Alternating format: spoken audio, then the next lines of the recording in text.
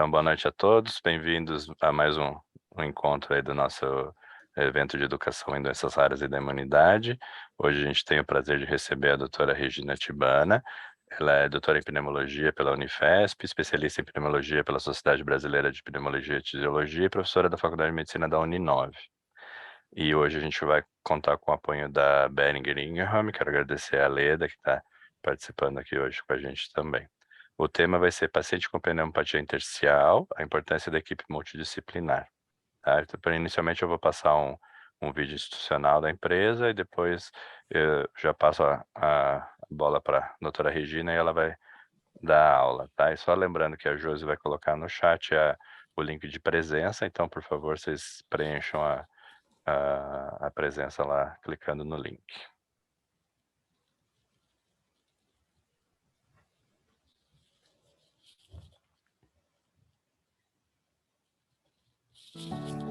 Da busca pelo diagnóstico até o acesso ao medicamento, a jornada do paciente com DPI pode durar até 5 anos. Essa demora pode trazer graves consequências. Cada minuto é essencial para garantir mais tempo e qualidade de vida para esses pacientes. Por isso, a Boehringer Ingelheim apresenta o programa Abraçar. Uma plataforma completa, com serviços, informação e suporte, que visa reduzir a jornada do paciente pela metade. O primeiro passo é reduzir o tempo até o diagnóstico. Para isso, temos campanhas de conscientização para o público leigo e para profissionais de saúde. Além disso, nossa plataforma de diagnóstico oferece diversos exames, trazendo mais segurança e agilidade para médicos e pacientes. Educar sobre a doença é fundamental e o Abraçar oferece programas de educação médica, com atividades focadas em desenvolver e aumentar o conhecimento sobre as DPIs. E para os pacientes que já podem iniciar o tratamento, queremos estar junto, acompanhar e inspirar. O programa Inspirando Você oferece 2 meses de tratamento antecipado com OFEV, além de serviços de apoio que visam trazer a melhor experiência para o paciente. A Boehringer Ingelheim entende as necessidades específicas dos pacientes com DPI. Por isso, traz uma abordagem holística para atender a cada uma delas. Abraçando o paciente, reduzindo sua jornada, trazendo mais tempo e qualidade de vida para quem mais precisa. Programa Abraçar. Juntos vamos abraçar a vida.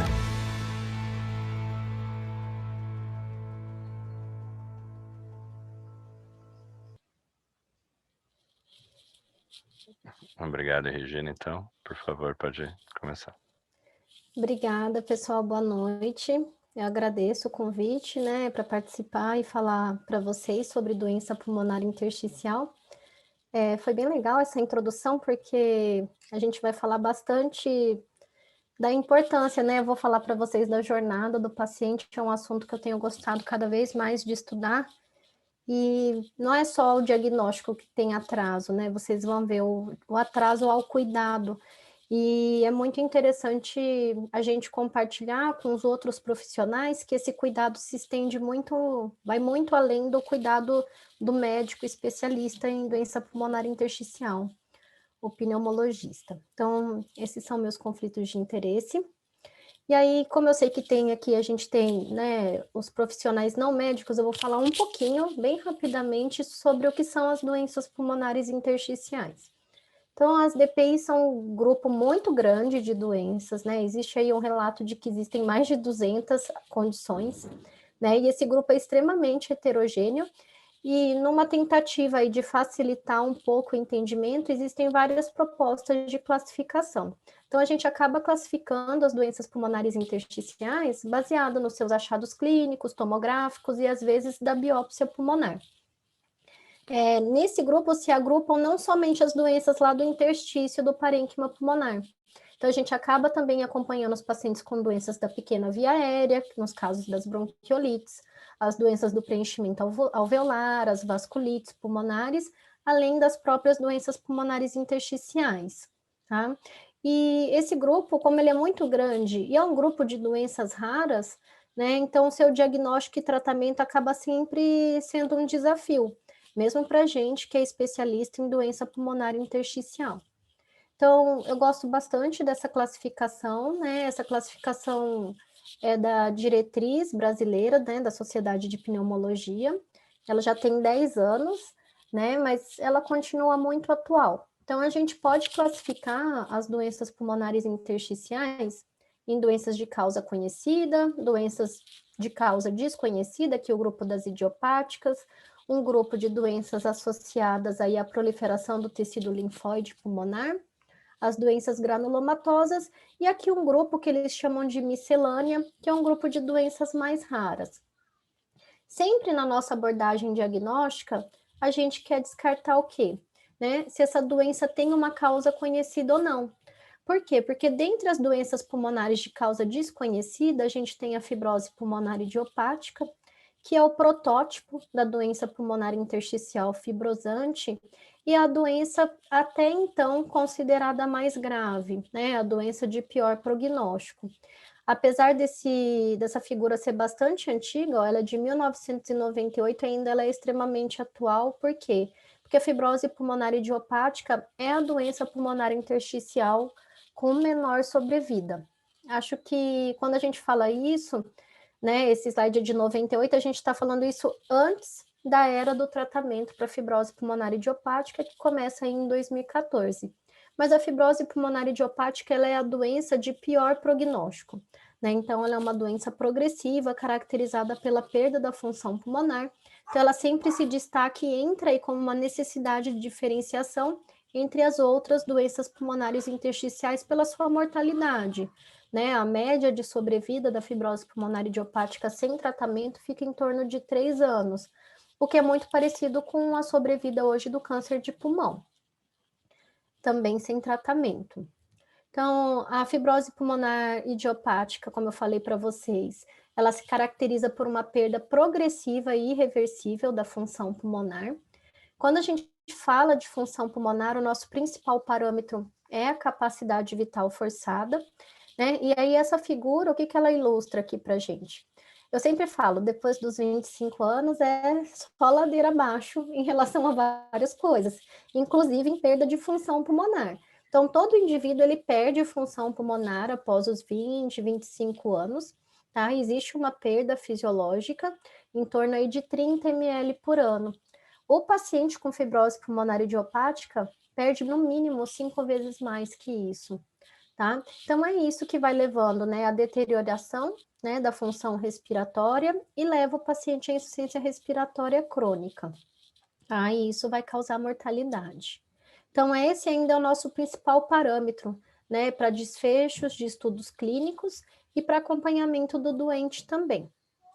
Com o passar dos anos, né, o avanço foi muito grande aí na última década em relação à fibrose pulmonar idiopática, muito mesmo.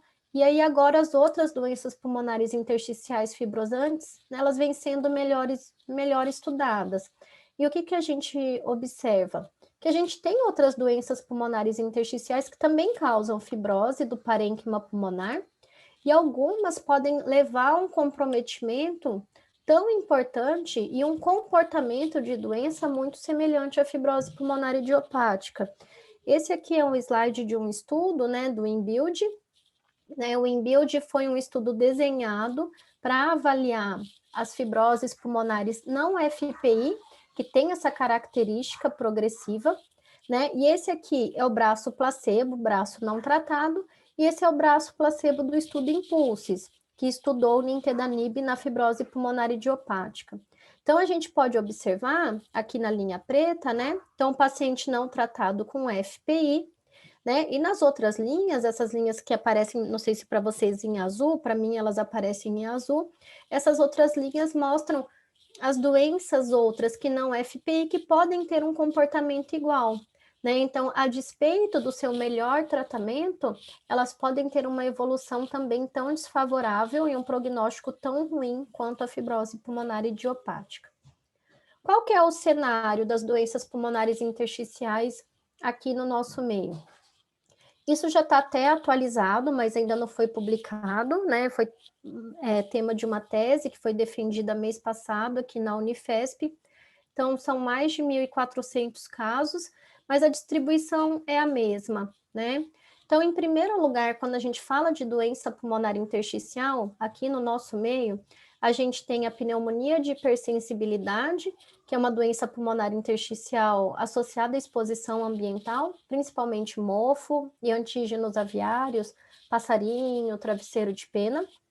Em segundo lugar, aqui, a gente tem as doenças pulmonares intersticiais associadas às doenças autoimunes, às doenças do tecido conjuntivo. E em terceiro lugar, aqui, a fibrose pulmonar idiopática.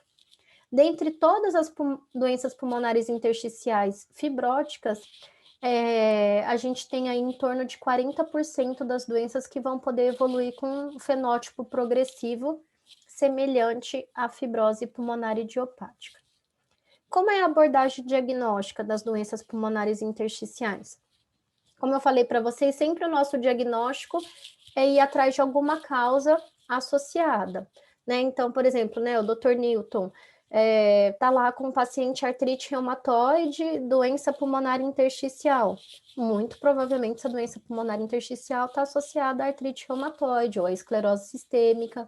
Então, a abordagem pela história clínica é fundamental, né? Alguns parâmetros como idade, a gente sabe que a fibrose pulmonar idiopática é uma doença do indivíduo idoso, acima de 60 anos, com predomínio acima, né, o predomínio no sexo masculino, em pacientes tabagistas.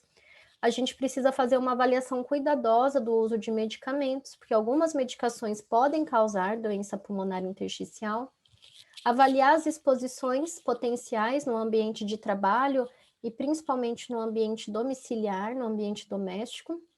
Avaliar a história familiar de doença pulmonar intersticial, sintomas de refluxo e achados sistêmicos que possam aí pensar, né, levar a gente a pensar no diagnóstico de sarcoidose ou de doença do tecido conjuntivo. Então, após uma avaliação, né, com história clínica bem detalhada, aí a gente vai precisar de uma propedêutica mais especializada. Então, para todos os pacientes, a gente faz aí, né, uma avaliação inicial com marcadores reumatológicos, né? Vocês viram a importância, né, das doenças do tecido conjuntivo entre as doenças pulmonares intersticiais. A função pulmonar, né, com saturação medida em repouso e após esforço. A gente tenta sempre fazer espirometria com medida de volumes pulmonares e capacidade pulmonar de difusão. Tomografia de tórax, né, que é a chave, né, em relação à abordagem diagnóstica. E quando a gente não consegue chegar a um diagnóstico baseado nos dados clínicos, mas nesses dados laboratoriais, a gente pode, às vezes, né, e deve lançar mão, se possível, da abordagem diagnóstica invasiva com amostragem histológica, que pode ser feita por broncoscopia, com lavado broncoalveolar, biópsia transbrônquica, que pode ser até por criobiópsia, e muitas vezes a biópsia pulmonar cirúrgica. Então, hoje a gente fala que o padrão ouro no diagnóstico das doenças pulmonares intersticiais é a discussão multidisciplinar, né? O que é a discussão multidisciplinar? Não existe, assim, um consenso do que deve ser uma discussão multidisciplinar, qual que é a sua frequência e qual que é a constituição do grupo.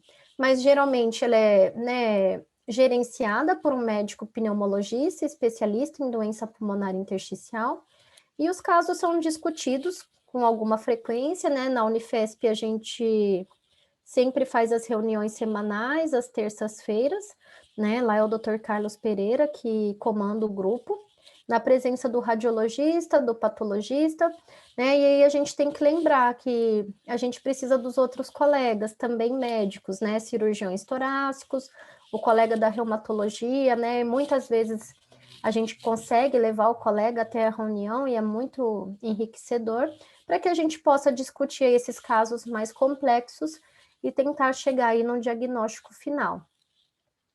Como eu falei para vocês, né, a gente teve muito avanço em relação a melhor entendimento de mecanismos patogênicos, bons estudos em relação à abordagem diagnóstica da fibrose pulmonar idiopática, mas mesmo assim foi muito interessante esse vídeo que você passou no começo, a jornada do nosso paciente ainda é muito ruim.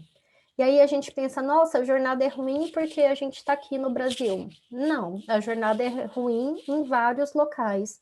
Eu sempre mostro esse trabalho, eu acho esse trabalho muito legal, é um trabalho recente aqui do começo do ano, né? E ele mostra aqui o tempo do início dos sintomas até o paciente chegar no diagnóstico, né? Então, isso, olha, na França, 1 ano e meio, né? No Japão, 2 anos, tá? E aí o tempo para o tratamento ainda é um pouco maior, né? O tempo de acesso ao tratamento. Então, por que isso acontece? Geralmente existe erro no diagnóstico inicial. A maioria dos pacientes são diagnosticados com asma, DPOC ou insuficiência cardíaca. Mesmo para pacientes que passaram por um pneumologista não especialista em doença pulmonar intersticial, tá? Esse estudo também avaliou a visão do médico e do paciente, né? E ele mostra que os médicos costumam subestimar os sintomas dos pacientes. E eles costumam subestimar também a gravidade da doença. E o paciente com fibrose pulmonar idiopática, ele considera o seu problema, né, a sua doença respiratória como o principal problema da vida. E isso impacta muito na qualidade de vida, e isso é bastante comparável aos pacientes que têm neoplasia de pulmão. Então, né, como é que a gente pode melhorar o diagnóstico, né, precoce? Como é que a gente pode fazer com que isso aconteça de uma maneira mais eficaz? Há uns 10 anos já, a Sociedade Europeia lançou uma campanha muito interessante, falando que a gente deve aprender a auscultar, né, ou escutar os sons da fibrose pulmonar. Então, a fibrose pulmonar, ela gera um som na ausculta que a gente chama de estertor em velcro.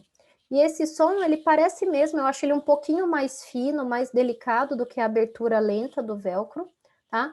Mas esse som, ele tem uma associação muito forte com a presença de fibrose pulmonar e com o seu achado e sua extensão na tomografia, tá? Então, esse é um dado muito sensível e muito importante. E aí, quando eu estava conversando com o Milton, né, sobre como a gente abordar essa aula, né, a gente coloca aí o papel importante, né, da fisioterapia, que a gente aqui está falando dessa abordagem multiprofissional, né, que vai além, né, do cuidado e da abordagem apenas pelo médico. Então, acho bastante interessante divulgar como esse som é, né, importante no diagnóstico. A gente que acaba tendo um ouvido mais treinado, a gente consegue diferenciar bem, né? Mas muitas vezes esse som, ele é confundido, por exemplo, com o som de congestão pulmonar, tá? Então, muitos pacientes, às vezes, estão indo numa outra especialidade e estão sendo tratados como um quadro congestivo, e, na verdade, esse paciente tem uma doença fibrosante, né? Então, baseado nisso, existe aí até uma proposta, né, de se fazer uso de um estetoscópio digital, mas acho que não precisa disso, né? Esse é desse trabalho aqui de 2019, né? E aí ele coloca, né, que se você ouvir o estertor em velcro, o seu paciente ele deve ser submetido a uma tomografia de tórax.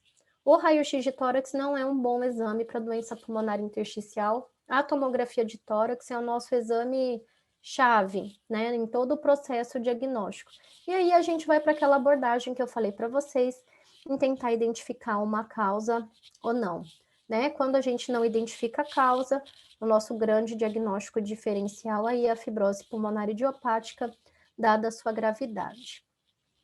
Então, esse slide aqui também, ele é antigo, ele é de 2011, né? E ele fala da importância do atraso diagnóstico quando a gente ainda nem tinha tratamento para fibrose pulmonar idiopática, né? Então, esse aqui é o tempo que o paciente levou do início dos sintomas até chegar no centro especializado em doença pulmonar intersticial. Então, a gente consegue ver a diferença, né, do paciente que conseguiu chegar aí com menos de 12 meses e aquele paciente aí que, na média, leva 2 ou até mais tempo para poder ter o seu diagnóstico e começar o seu melhor cuidado, que era o que nós tínhamos na época, que a gente não tinha opção terapêutica. Além do impacto em relação à sobrevida, né, o prognóstico, o atraso no diagnóstico também piora muito a qualidade de vida do paciente, né? Então, isso foi mostrado nesse estudo. Então, ele fez uma avaliação aí com uma escala, né, que a gente usa de qualidade de vida, que é o São Jorge, o CAT e o score de dispneia, então a gente consegue ver, né, que o paciente com um tempo diagnóstico acima de 1 ano tem pontuações maiores nessas escalas, mostrando, né, que é um paciente mais sintomático e com pior qualidade de vida. Né? Isso gera no paciente uma percepção muito aumentada dos sintomas e um enfrentamento bem diferente da doença, né? E isso tudo, lógico, vai impactar mesmo na qualidade de vida do doente. Então, acho que o objetivo dessa aula é mostrar que nossa abordagem vai muito além da terapêutica, né? É lógico que de 2014 para cá, nossa vida melhorou bastante, né? Era muito triste se chegar para um paciente falar que ele tinha fibrose pulmonar idiopática e não ter medicação para oferecer, né? Então, aqui em 2014, na mesma edição do New England, são publicados esses 2 estudos pivotais, mostrando 2 drogas antifibróticas com eficácia muito semelhante, praticamente igual, em relação ao tratamento da fibrose pulmonar idiopática, né? Então, isso para a gente foi mesmo uma luz, né? Uma luz e para o paciente também, né? O paciente se sente muito mais esperançoso, né? Quando ele tem uma opção terapêutica. E qual que é o objetivo dessas drogas em relação à função pulmonar? Né, como eu falei para vocês, aqui o indivíduo, né, é saudável, né, na linha preta, e aqui é o indivíduo com FPI, aqui na linha lilás. Né? Então, a gente vê a diferença em relação ao declínio da função pulmonar, e quando o paciente usa a terapia antifibrótica, existe uma redução de 50% desse declínio. Então, é sempre importante, eu coloco muito isso para o paciente, a função pulmonar vai continuar caindo, a doença não deixa de ser progressiva. Né? A fibrose pulmonar idiopática ela é uma doença, por definição, progressiva. O que a medicação faz? Ela desacelera esse curso, né, e desacelera essa progressão. E esse benefício se estendeu para outras doenças pulmonares intersticiais fibróticas com esse comportamento progressivo, como eu falei para vocês, né? A gente tem aí esse estudo, o INBUILD, que avaliou um grupo maior e heterogêneo de DPIs fibróticas, e a gente tem um benefício também muito semelhante naqueles pacientes com esclerose sistêmica e acometimento pulmonar por doença pulmonar intersticial. Falando um pouquinho do nintedanib para vocês, né, é bastante importante que a gente conheça a medicação e algumas particularidades. O nintedanib, ele deve ser transportado e guardado sob refrigeração. Então, eu sei que vocês estão aí em ambiente hospitalar, né, o paciente usa nintedanib. A medicação tem que ficar guardada na geladeira e deve ser transportada, né, em um local próprio, apropriado, né? Geralmente esses pacientes retiram a medicação na secretaria e na própria Secretaria de Saúde, né, nas farmácias de alto custo, eles não deixam a medicação sair de lá se o paciente não tiver o local adequado para condicionamento da medicação. O nintedanib é uma medicação de fácil administração, né? Então são 2 cápsulas ao dia, uma de manhã e uma à noite. A gente costuma falar que o paciente, né, orientar que o paciente use a medicação junto com o alimento, isso minimiza os eventos adversos, que geralmente é náusea, né, em relação à tomada, e não é necessário nenhuma titulação da dose, a gente já começa com essa dose padrão. Em relação a eventos adversos, em todos os estudos, né, eu vou até voltar aqui, eu mostrei 3 estudos para vocês. O evento adverso mais comum nesses 3 trabalhos foi diarreia, tá? Em torno aí de 65%. A diarreia costuma ser um sintoma que acontece nos primeiros 3 meses. A gente consegue geralmente manejar com loperamida, né? Que é o Imosec, o nome comercial, e também com antiemético. E geralmente a gente não precisa descontinuar, tá? Caso seja necessário, né, ajuste de dose, existe o nintedanib na cápsula de 100 miligramas. Então, eu acho que eu tenho uns 3 pacientes apenas que usam nintedanib 100 miligramas a cada 12, por essa questão mesmo de intolerância em relação a muitos eventos de diarreia. Em relação ao perfil de toxicidade, no começo do tratamento a gente faz acompanhamento das transaminases, né? Isso é mensal até o 3º mês. existe aí uma regrinha da abordagem, o que a gente deve fazer se houver a elevação, né, das transaminases, mas também não existe, isso não é muito comum de acontecer, e também a gente muitas vezes não precisa descontinuar nem reduzir dose de medicação. Em relação ao perfil, né, de interação medicamentosa, o nintedanib tem um bom perfil de interação, né, a gente não costuma ter grandes problemas, como acontece com a pirfenidona.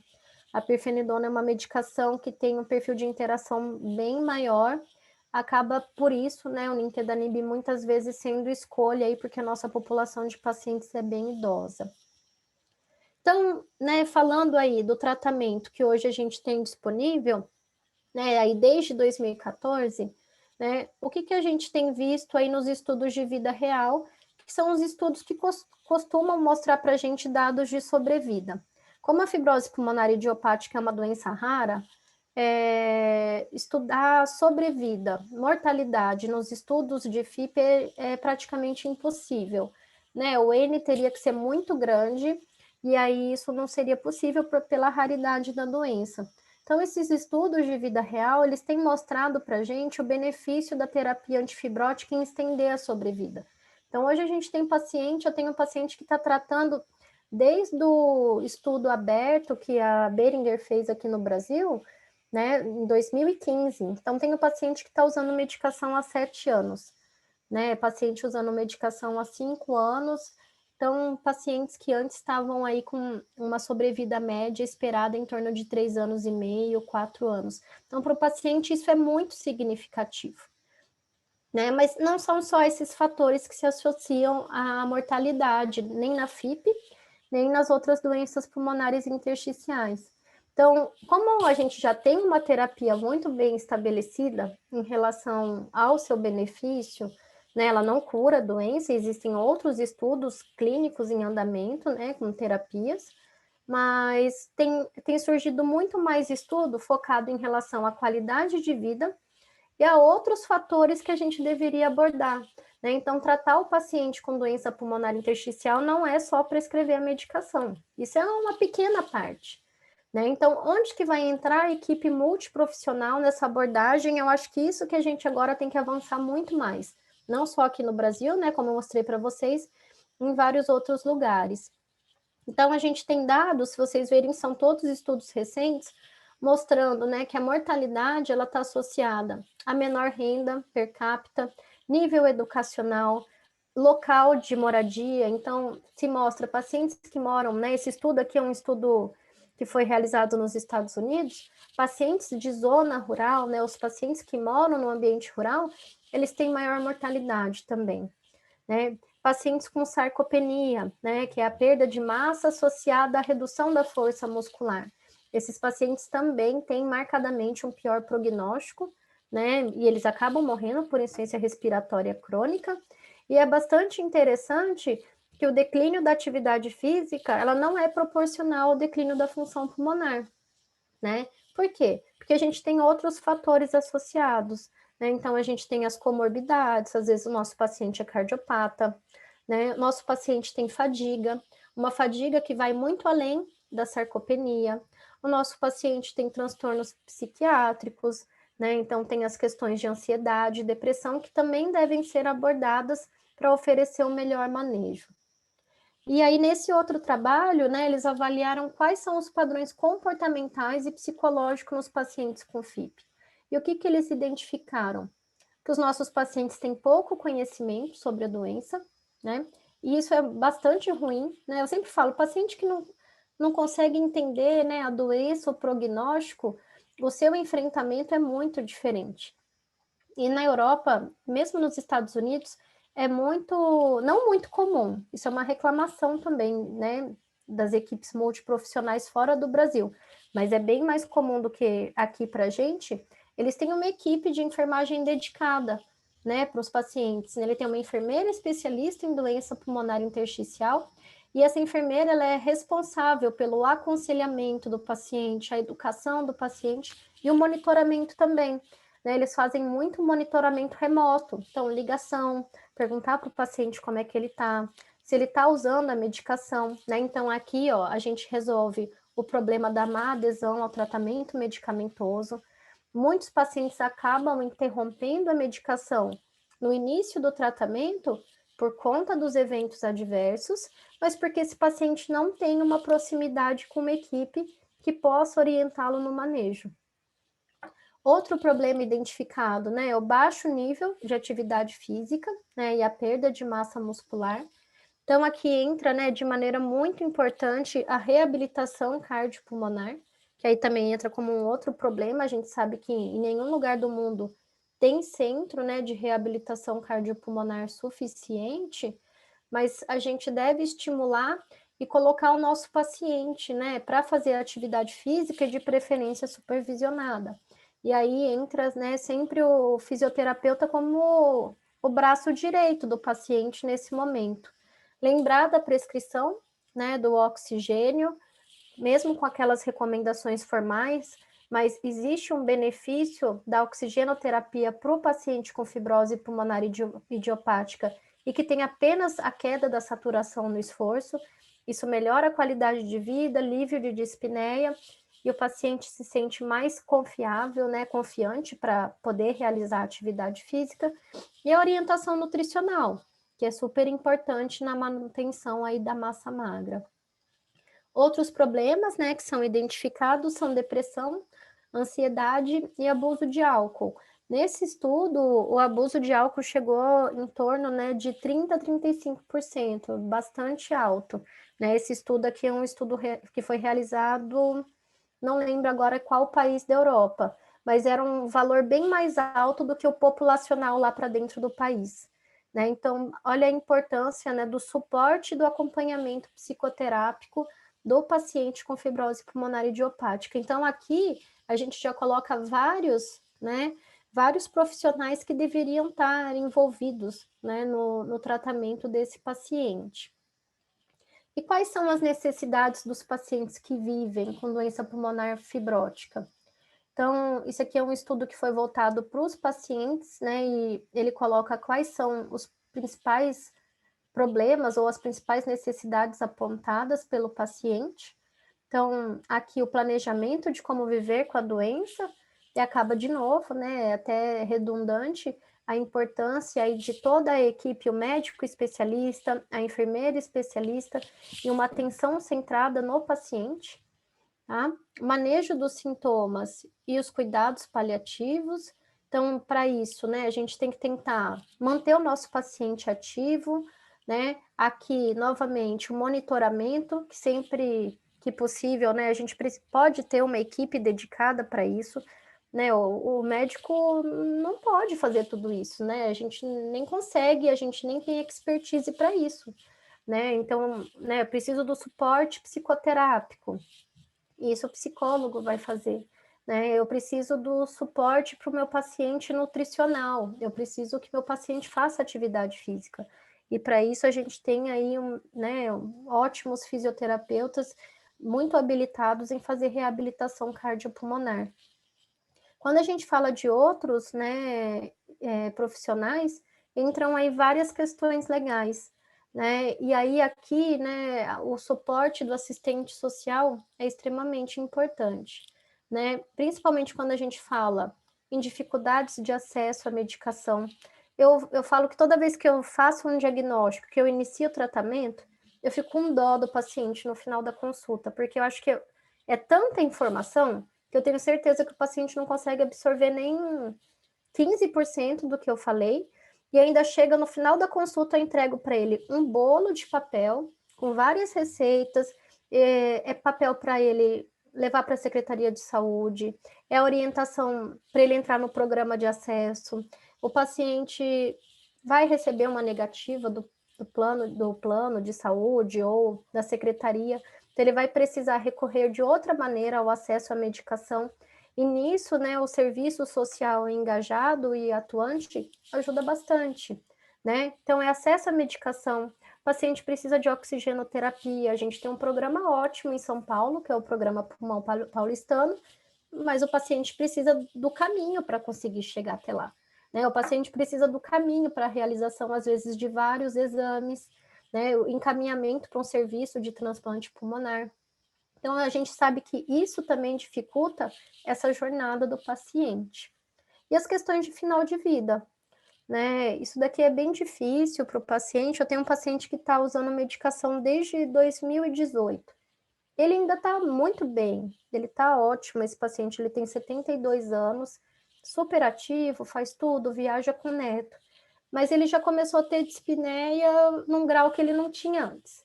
Então, eu vejo que esse paciente, ele já está preocupado. Ele e a esposa, eles vão preocupados na consulta, né? Ele passou comigo semana passada, eu ainda mostrei para ele, fiz uma continha de quanto que a função pulmonar caiu, né? Como que cairia sem tratamento, mas a gente sabe que referenciar esse paciente para o apoio psicológico, né? E dentro de cada crença do paciente, respeitar, né, as suas crenças também religiosas, né? O apoio espiritual é super importante, tá? Isso aumenta também o engajamento do paciente no seu tratamento, que deve ser, ó, como vocês viram, muito amplo, né? Vai muito além do uso da medicação.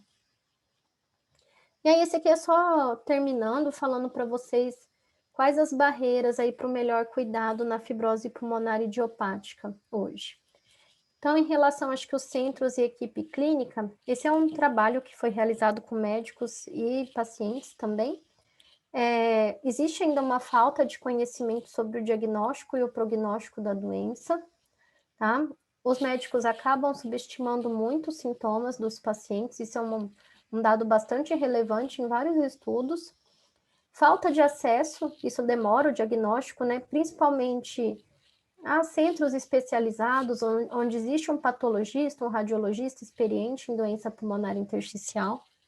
Falta de equipe de enfermagem dedicada e acesso limitado a estudos clínicos, né? Que possam incluir esse paciente em outras tentativas de tratamento. Em relação aos pacientes, existe aí um atraso no próprio paciente, né, em relação a reconhecer os sintomas.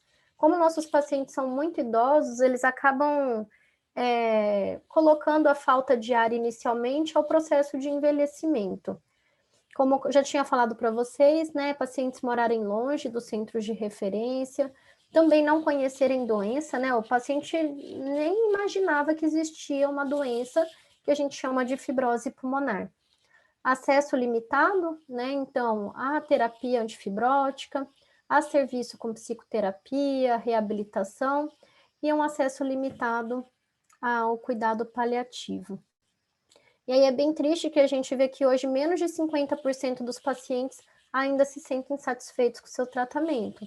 Então, a gente tem medicação, ó, são todos estudos bem novos, né? A gente tem medicação disponível, mas a gente ainda não está oferecendo o melhor cuidado para o nosso paciente, tá? E isso, né, eu acho que entra muito aqui, ó, a questão educacional. A gente tem que alinhar as expectativas com o paciente, né? Explicar que a doença vai progredir.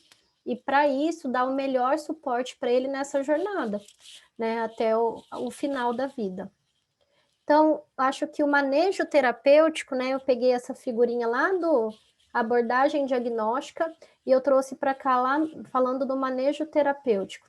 É a abordagem multiprofissional, vai muito além do médico em relação à prescrição do medicamento, mas a gente precisa aí da fisioterapia, né? A atividade física, a reabilitação pulmonar melhoram muito a qualidade de vida do paciente.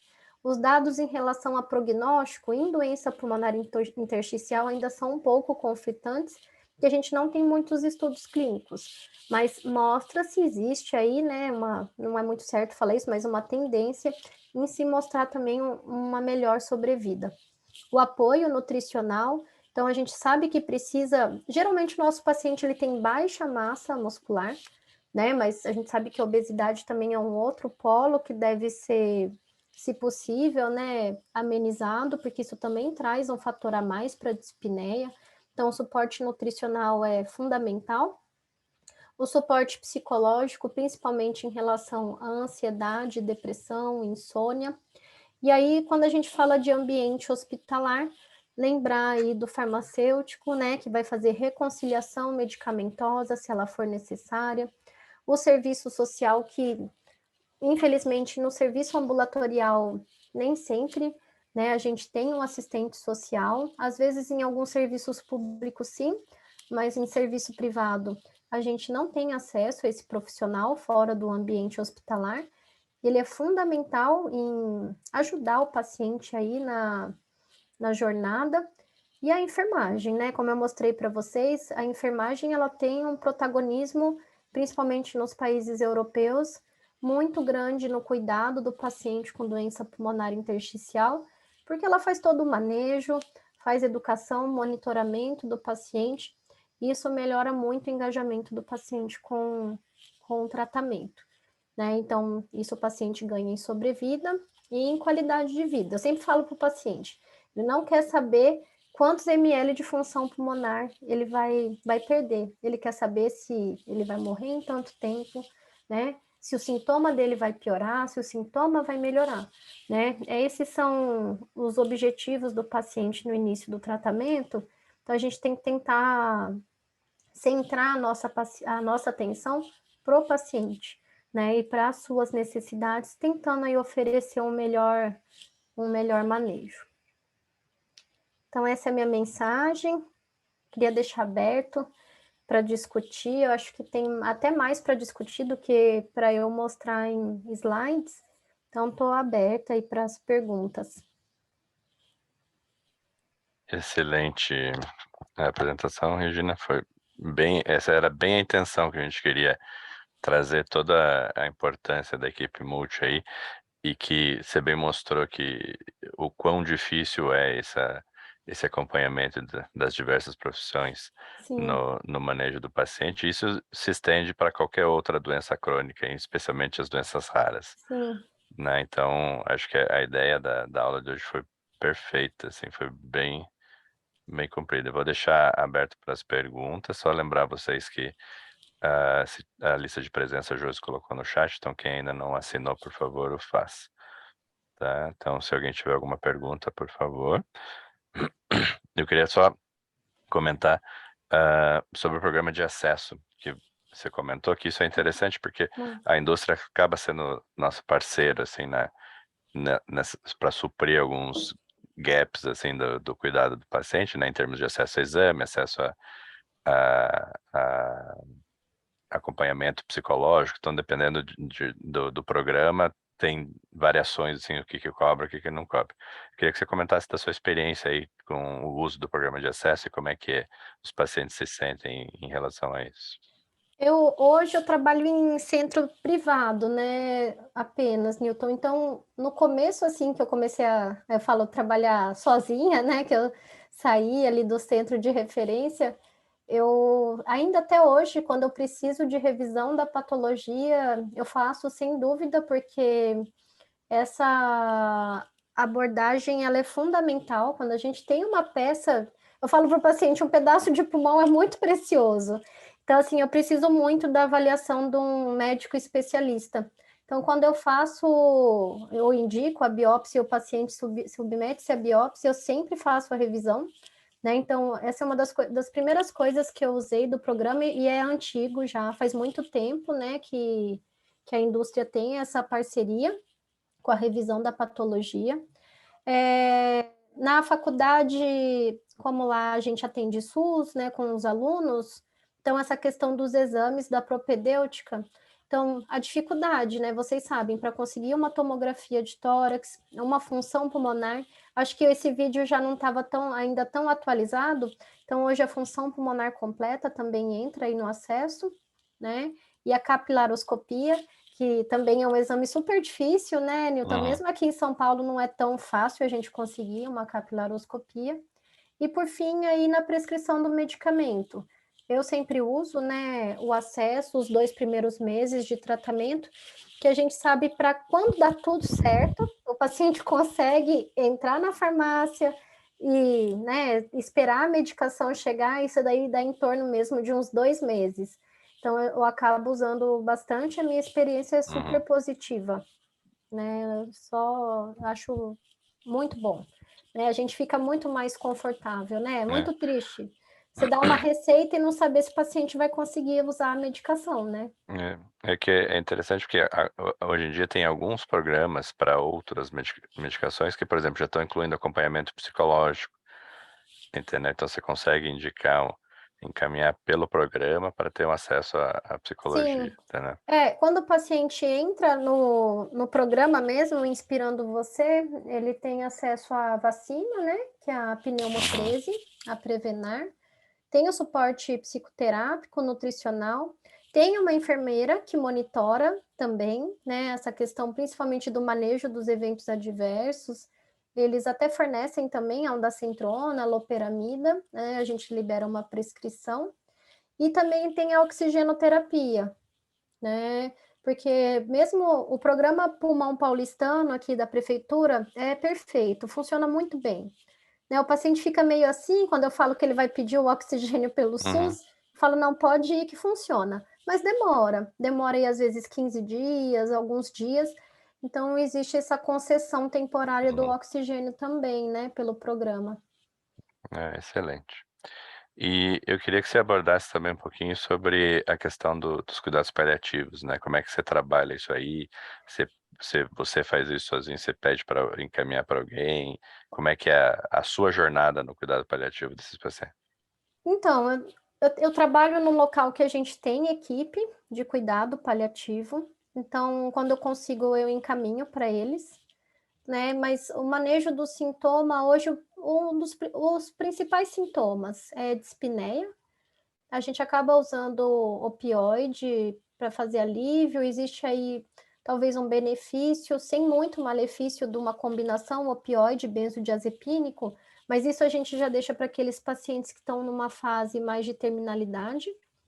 E outro sintoma muito difícil de manejar é a tosse. Acho que a tosse é o sintoma mais difícil de manejar, e para alguns pacientes ela é pior que a dispneia, né? Então aí a gente acaba usando muito neuromodulador, né? Então a gente tem aí um pouquinho mais moderno, pregabalina, gabapentina.